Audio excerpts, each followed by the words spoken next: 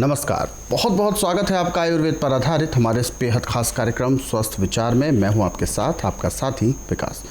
दर्शकों, स्वस्थ विचार कार्यक्रम एकमात्र ऐसा कार्यक्रम है जिसमें केवल रोग, बीमारी, उपचार ही नहीं बताए जाते, बल्कि आप सभी को कैसे अपने जीवन को अच्छा रखना है वो सारी जानकारी भी दी जाती है। व्यावहारिक तौर पर, औषधि के तौर पर, या अपने उपचार के तौर पर, या आप किस तरीके से अध्यात्म या योग के माध्यम से, जो एक योग विज्ञान है, इसके माध्यम से भी आप अपने आप को कैसे खुशहाल रख सकते हैं।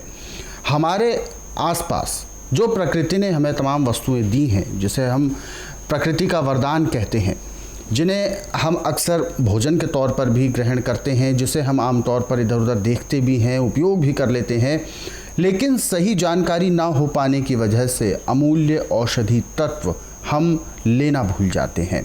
यानी भोजन को हम अपने पेट भरने के लिए इस्तेमाल करते हैं, उसी वनस्पति को हम औषधि के तौर पर कैसे प्रयोग में लेकर आएँ, वो जानकारी आपको इस कार्यक्रम में दी जाती है, ताकि आप कभी भी किसी भी प्रकार के रोग के वजह से आपको डॉक्टर्स या इस तरीके की दिक्कतें ना उठानी पड़े, आपको चक्कर ना काटने पड़े। इन सभी विषयों में हमारा मार्गदर्शन करते हैं जाने माने आयुर्वेद के ज्ञाता गायत्री सिद्ध पंडित श्री लक्ष्मण दास रतन भारद्वाज जी। चलिए, सबसे पहले गुरु जी का स्वागत करेंगे, कार्यक्रम की शुरुआत करते हैं। गुरु जी, बहुत बहुत स्वागत है। नमस्कार। नमस्कार दर्शकों, ये कार्यक्रम आपके लिए है और हम चाहते हैं कि आप इस कार्यक्रम का हिस्सा बने। यदि आपके साथ किसी भी प्रकार का रोग है, कोई भी शारीरिक कष्ट है, सीधे तौर पर आप इस कार्यक्रम से जुड़ सकते हैं। फ़ोन उठाएं, हमें कॉल करें, या आप हमें व्हाट्सएप के ज़रिए संदेश भेज सकते हैं। और इससे पहले कि हम कार्यक्रम को शुरू करें, आप सभी को मैं ध्यान दिलाना चाहूँगा, जब भी आप इस कार्यक्रम को देखने बैठें तो कॉपी और पेन लेकर ज़रूर बैठा करें। जो भी नुस्खे आपको बताए जाएँ उनको आप लिख ज़रूर लें। चलिए आगे बढ़ते हैं कार्यक्रम में और शुरू करते हैं अपने नए विषय पर चर्चा। गुरु जी, आज के इस अंक में हम किसी रोग पर बात नहीं कर रहे हैं, बल्कि एक ऐसे पौधे के बारे में हम बात कर रहे हैं जो अक्सर सड़क किनारे, फुटपाथ के किनारे, डिवाइडर्स पर, पार्कों में, जो इस तरीके के जो सार्वजनिक स्थल होते हैं, वहाँ पर या तो अपने आप उग जाते हैं या उगाए जाते हैं एक हरियाली के तौर पर, जिसको कहते हैं कनेर।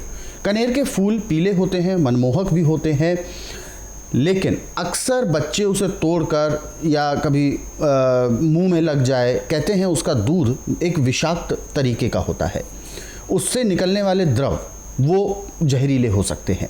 तो सबसे पहले मैं जानना चाहूँगा, जागरूकता के तौर पर ही सही, हमारे दर्शकों को मैं यही बताना चाहूँगा कि इस तरीके का पौधा जो सार्वजनिक तौर पर मिलता भी है, क्या ये घातक भी हो सकता है? किस तरीके से हो सकता है? देखिए, कनेर 3 किस्म की है। अच्छा। पीली, सफेद जी, और गुलाबी जी। और इसका जो फल है, इसकी गिरी खाने में ऐसे जैसे बादाम होता है जी, परंतु जहर है। यदि बच्चे धोखे से इसके बीज को तोड़ कर गिरी को खा लेते हैं तो बच्चे की मृत्यु हो जाती है। मृत्यु तक हो सकती है? हो जाती है। जी जी जी। तो जब भी किसी को पता लगेगा बच्चे ने कनेर के बीज खा लिए हैं, तो उसको फटाफट गाय के दूध का जो मट्ठा बना रखा दही जमा के, उसमें मिश्री मिला के बच्चे को पिलाए। जी। उसके पिलाने से जो भी उसने खाया पिया जहर, वो टट्टी के रास्ते और मुंह के रास्ते सारे के सारा निकल जाएगा। अब लस्सी का रंग तो सफ़ेद है जब पिलाई, परंतु उल्टी करके जब आएगी तो पीले रंग की आएगी, पीले नीले रंग की होगी। और लैट्रिन में भी जो जहर निकलेगा, वो लैट्रिन का रंग भी नीला पीला होगा जी। तो उससे जहर जो है वो ऐसे साफ होता है जैसे कूड़े करकट के ढेर को माचिस की तिल्ली जला के समाप्त करती है। एक बात का ध्यान रखना कि जितने भी दूध वाले पेड़ हैं, इनमें से कुछ पेड़ों को छोड़ के सब में जहर है। कनेर है, डंडा थोर है, नागफनी है, और इनके दवाइयों के तरीके अलग अलग हैं। तो रोग के अनुसार मैं बताऊंगा कौन सा पेड़ किस दवाई में कैसे काम लिया जाता है। अभी जो मैंने कहा कि कनेर का जहर को समाप्त करने के लिए गाय के दूध का मट्ठा और कुज्जा मिश्री, ये उस रोगी को दिए जाए जिसने कनेर का जहर खा रखा है। तो आप हर आधे घंटे बाद उसको एक गिलास पीने को दें, परंतु गिलास घटाघट नहीं पीना। एक गिलास पीने में आधा घंटा लग जाता है। पीते पीते पेशाब भी खुल के आएगा, दस्त भी लगेंगे और उल्टी भी लगेगी। अब तीनों रास्तों से जहर निकलना शुरू होगा, परंतु इसमें एक बात का ध्यान रखना कि जैसे जैसे जहर उतरता है तो उसको नींद की बहुत ज़्यादा सताती है, तो उसको कम से कम 8 घंटे सोने नहीं देना। अब उसको मट्ठे में कुज्जा मिश्री मिला कर के पीने को देते रहना, आना नहीं देना, नमक नहीं देना और सोने नहीं देना। 8 घंटे में जाके जितना भी उसके खून के अंदर कहीं भी किसी भी किस्म का जहर था कनेर का, समाप्त हो जाएगा। अब जब इसको रोटी देनी है तो सबसे पहले इसको बासमती के चावल और मूंग की दाल का खिचड़ी बना के देनी है। परंतु खिचड़ी में जो है 20 ग्राम चावल हैं तो 30 ग्राम मूंग डालने, परंतु लग लग दोनों को धो लेना। और इतना ध्यान रखना कि आजकल व्यापारी दालों को बचाने के लिए केमिकल लगा देते हैं जिससे कीड़ा न लगे। तो पहले गर्म पानी से धो मूंग को, फिर ताज़े पानी से धो, उसके बाद इसको चावलों में मिला के उबालना है।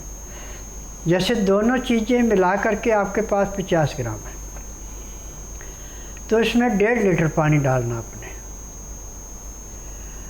और ये जो आपने खिचड़ी बनानी है, ये बनानी है आपने मिट्टी के बर्तन में। और खिचड़ी में पकते समय काला नमक, काली मिर्च, जीरा और अजवाइन ज़रूर डालें। जीरे अजवाइन को थोड़ा भून के पीस के मिलाएं, और नमक ऐसे भी आप डाल सकते, काली मिर्च भी पीस के। अब इसको इतना पतला रखना जैसे सूप पीते ऐसे पिए, ग्राही नहीं खानी पड़े। और इसके साथ भी आपने गाय के दूध का मट्ठा पीना अति आवश्यक है। या दही है तो दही आप खिचड़ी में मिला के, उसमें सूप में मिला के दे सकते हैं। इसके बीच में 2 गिलास गर्म पानी, लहसुन, प्याज, अदरक का रस मिला के पीना अति आवश्यक है। उसका नियम है कि पानी का टेम्परेचर 15 से 18 डिग्री हो।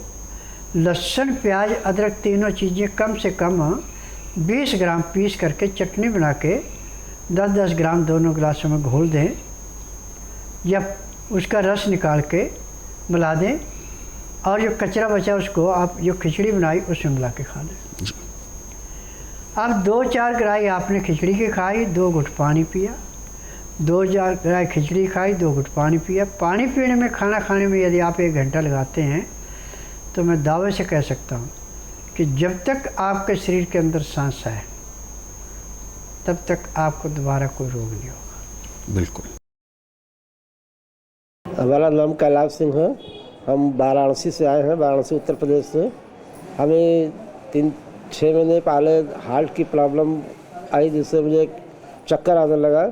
हम एलोपैथिक दवा किए काफ़ी, लेकिन जो है उससे फ़ायदा की जगह नुकसान होने लगा और मुझे चक्कर आने लगा, चलना फिरना बहुत मुश्किल हो रहा था। फिर हमें टीवी चैनल के माध्यम से पता चला बाबा जी के बारे में, तो हम यहाँ आए। 3 महीने पहले आए थे, तब से इनका इलाज शुरू हुआ। अब मेरा पूरा 90% मेरा ठीक है। मैं सब कभी चक्कर वगैरह नहीं आता, एकदम मैं स्वस्थ हूँ। मेरा नाम चित्ररेखा है और मैं कैथल से आई हूँ दवाई लेने के लिए। मुझे जॉइंट्स पेन होता है। मैंने कई जगह इलाज कराया लेकिन कोई फ़र्क नहीं होता था। मैं जब बाबा जी के पास आई तो मुझे कुछ रिलीफ हुआ है। चलिए आगे बढ़ते हैं कार्यक्रम की ओर और अगले सवाल पे हम बढ़ते हैं जो दर्शकों ने हमें व्हाट्सएप मैसेजेस भेजे हैं। और पहला व्हाट्सएप मैसेज हम ले रहे हैं, अनीता राठौर जी हैं और ये राजस्थान से बात कर रही हैं और इन्होंने अपना सवाल बोला है। उससे पहले तो धन्यवाद दिया है कि बहुत अच्छा लगता है कार्यक्रम, रोज़ाना देखते हैं और जिस भी तरीके का दिनचर्या बताई जाती है ये बिल्कुल वैसे ही हम भी अपनाते हैं। गुरुजी का बहुत बहुत धन्यवाद।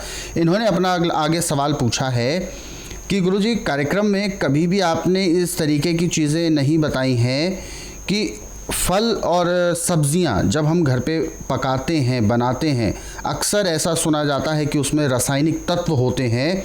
तो उन रासायनिक तत्वों को, जैसे दाल हो गई या सब्ज़ी हो गई, इसको कैसे हटाया जा सकता है? क्योंकि मात्र धोने से तो वो नहीं जाते हैं, कैसे इसको ठीक किया जा सकता है? देखिए, जो भी सब्जियां हैं, फल हैं, सबसे पहले तो आप घर ला कर के गर्म पानी के अंदर उनको रख दें जी। ज़्यादा गर्म भी ना होना चाहिए। 15-20 मिनट गर्म पानी में रख के फिर उसको निकाल करके फिर साफ पानी से उसको धोएं और उसके बाद में उसको सूखने देना, पानी का असर न उसमें रहना चाहिए। तभी उनको काट पीट के सब्ज़ी बनानी तो सब्ज़ी बनाएं, खाने की चीज़ खाएं। क्योंकि इस टाइम व्यापारी इतना चालाक हो चुका है कि जो आपकी सब्जी या फल बिल्कुल सिकुड़ चुका है उसको पानी के अंदर केमिकल डाल के 15-20 मिनट रख के ऐसा हरा भरा हो जाता है उस केमिकल से कि जैसे अभी आप पेड़ से तोड़ के लाए या बेल से तोड़ के लाए। जी जी जी। तो केमिकल अंदर तक तो चला जाता है, परंतु गर्म पानी में रखने से वो बाहर भी निकल जाता है। गर्म पानी से निकलता है, ताज़े पानी से धोने से फिर उसका असर बिल्कुल ख़त्म हो जाता है। और फ्रिज में रखी है चीज़ है कोई आपने, तो फ्रिज में रखने के बाद कम से कम आधा घंटा पहले वो बाहर रहे, फिर उसके बाद गर्म पानी से धो के फिर साफ़ पानी से ताज़े से धो के उसको बनाते तो रोग नहीं होता, उसका कोई साइड इफ़ेक्ट नहीं होता। परंतु ताज़ी खा लेनी बना के, ये नहीं कि अभी सब्ज़ी बना के आपने रख ली और ठंडी होने के बाद दोबारा गर्म करके खाते नुकसान करेगी। परंतु आप बनाओ सब्ज़ी उतनी जितनी ज़रूरत है, बासी नहीं रखनी। सुबह की सब्ज़ी शाम को फ्रिज में रख के खा रहे या शाम की सुबह खा रहे फ्रिज में रख के, वो नुकसान करती है जी। और जैसे आपने दही या दूध फ्रिज में रखा तो उसको ढक करके रखते हैं और ढक्कन ऐसा लगाना कि उसमें कहीं से भी हवा का थोड़ा बहुत भी असर अंदर न जाए। फिर उसको भी बाहर निकाल करके कम से कम 2 घंटे तक खुली हवा में रहना चाहिए, तब उस चीज़ को निकाल के खाते हैं तो नुकसान नहीं करती। परंतु जैसे फ्रिज से निकाली और खा लेते हैं, और यदि फ्रिज में जिस बर्तन में रखे उसमें ढक्कन नहीं देते हैं तो वो तो बहुत ही ज़्यादा नुकसान करती है। आज जो नज़ले का, सांस का, गुर्दे का और दिल का रोग सबसे ज़्यादा फैलता जा रहा है, सब आपकी फ्रिज की देन है। फ्रिज के अंदर, एसी के अंदर जो अमोनियम गैस ठंडा करती है, ये अंदर जाके ऐसे सांस की नाली में, फेफड़ों में, आंतों में ऐसे बैठती है जैसे पहाड़ों पे बर्फ़ जमती है जी। और इसी से फिर रोग दिन दुगने रातें चौगुनी बढ़ता है। रोग को समाप्त करने के लिए हमेशा हल्का गर्म पानी पिए, पानी के अंदर लहसुन प्याज अदरक का रस मिलाएं या लहसुन प्याज अदरक मुंह में डाल के पानी भर के पानी पीते जाएं, उसको चबाते जाएं, तो मैं दावे से कह सकता हूँ कि आपको कभी किसी डॉक्टर हकीम के पास जाने की ज़रूरत नहीं पड़ेगी। क्योंकि पाचन शक्ति को मजबूत करने के लिए, खाए पिए को जल्दी पचाने के लिए लहसुन प्याज अदरक के अंदर जो गुण है वो संसार में किसी भी जड़ी बूटी के अंदर नहीं है। दर्शक जुड़ गए हैं हमारे साथ लाइन पर, आइए उनसे बात करते हैं। हेलो। हाँ गुरुजी प्रणाम। हाँ नमस्कार बेटा जी। क्या नाम है आपका? मेरा नाम पंडित रामचरण व्यास है। जी पंडित जी, अपना सवाल पूछें, क्या सवाल है आपका? मंदसौर डिस्ट्रिक्ट से। जी, अपना सवाल पूछिए।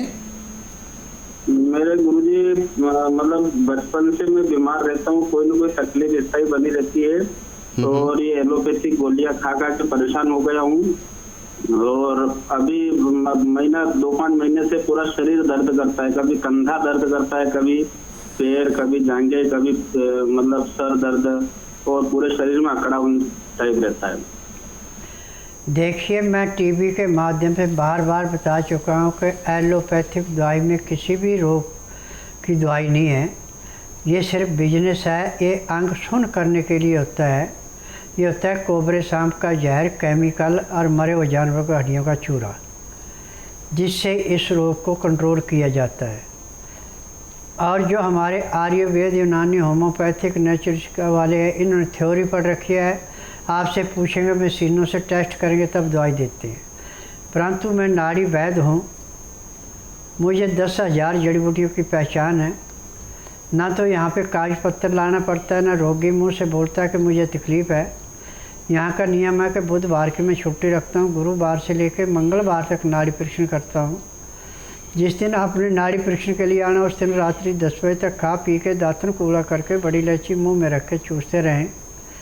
सुबह 9 से 10 के अंदर अपना नामकरण कराएं। 10 से 12 में नाड़ी परीक्षण करूँगा।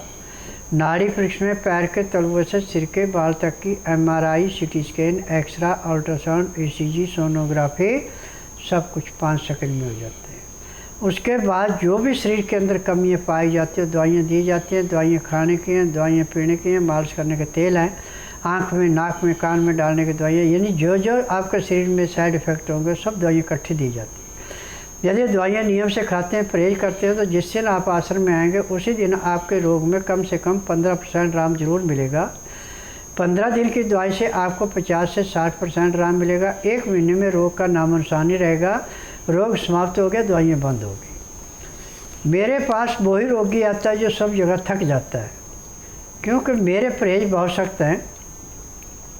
ठंडा पानी, तली हुई चीज़ें, मैदे की चीज़ें, चिकनाहट बिल्कुल बंद होता है।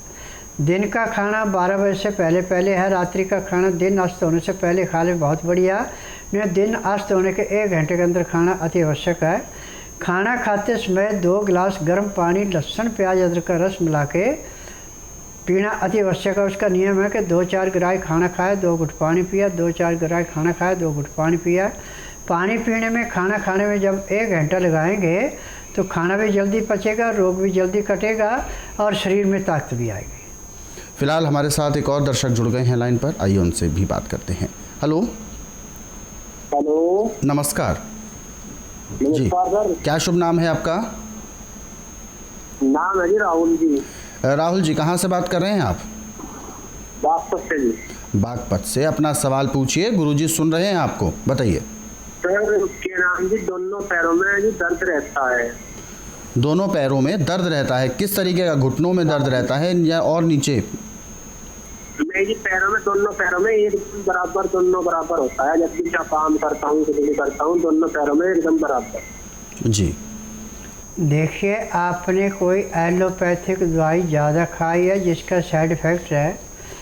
अब खून में जो दौरा होता है, खून का शरीर में चलने का, नीचे तो खून आ जाता है, साफ खून, बाकी खून जो गंदा वापस जाना है उसको पूरा स्थान नहीं मिलता, उसके अंदर चिकनापन ज़्यादा बढ़ जाता है, ऑक्सीजन उसको कम मिलती है, जिसकी वजह से होता है। अब इसके बारे में टीवी के माध्यम से तो मैं दवाइयाँ नहीं बेचता। यदि आप बुधवार छोड़कर गुरुवार से लेकर मंगलवार के बीच में मेरे आश्रम में आएँ और जिस दिन आना उस दिन रात्रि 10 बजे तक खा पी के दातन कूड़ा करके बड़ी इलायची मुंह में रख के चूसते रहें। सुबह 9 से 10 के अंदर अपना नामकरण कराएं। 10 से 12 में नाड़ी परीक्षण करूँगा। नाड़ी परीक्षण में पैर के तलुए से सिर के बाल तक की MRI, CT scan, xray, ultrasound, ECG, sonography सब कुछ 5 सेकंड में हो जाएंगे। उसमें जो भी कमी आपके शरीर के अंदर पाई जाएगी दवाइयाँ दी जाएंगी। दवाइयाँ खाने की हैं, दवाइयाँ पीने के, मालिश करने के तेल हैं, आँख में, नाक में, कान में डालने की दवाइयाँ, यानी जो भी रोग मिलेगा सब दवाइयाँ इकट्ठी दी जाएंगी। यदि दवाइयाँ आप नियम से खाएंगे, परहेज करेंगे और शाम को 3:30 बजे तक रुकेंगे तो जिस दिन यहाँ आएंगे उसी दिन आपके दर्द में कम से कम 15 से 20% की कमी पड़ जाएगी और 1 महीने में दर्द का नामो निशान नहीं रहेगा। रोग खत्म हो गया, दवाइयाँ बंद हो गई। दर्शकों, स्वस्थ विचार आश्रम आने से पहले जिन विशेष बातों का आपको ख्याल रखना है वो सारी जानकारी आप हेल्पलाइन नंबर पर कॉल करके भी प्राप्त कर सकते हैं। समय है सुबह 10 बजे से शाम 5 बजे के बीच में। हमारे इन कार्यक्रमों को आप अपने सरल सुविधाजनक समय पर देखना चाहते हैं तो यूट्यूब के जरिए भी आप देख सकते हैं। यूट्यूब चैनल स्वस्थ विचार सेहत की बात, यूट्यूब चैनल को आप सर्च करें, सब्सक्राइब करें और इन कार्यक्रमों को ज़रूरतमंदों तक शेयर ज़रूर करें। फिलहाल वक्त इशारा कर रहा है विराम देने का। गुरुजी बहुत बहुत धन्यवाद, आप हमारे स्टूडियो में आए। नमस्कार। दर्शकों, आज के इस विशेष कार्यक्रम में बस इतना ही। आप सभी लोग स्वस्थ रहें, निरोगी रहें। इन्हीं शुभकामनाओं के साथ हम आपसे लेंगे इजाज़त। अगले अंक में आपसे फिर होगी मुलाकात एक नए विषय के साथ। तब तक के लिए मुझे दीजिए आज्ञा। नमस्कार।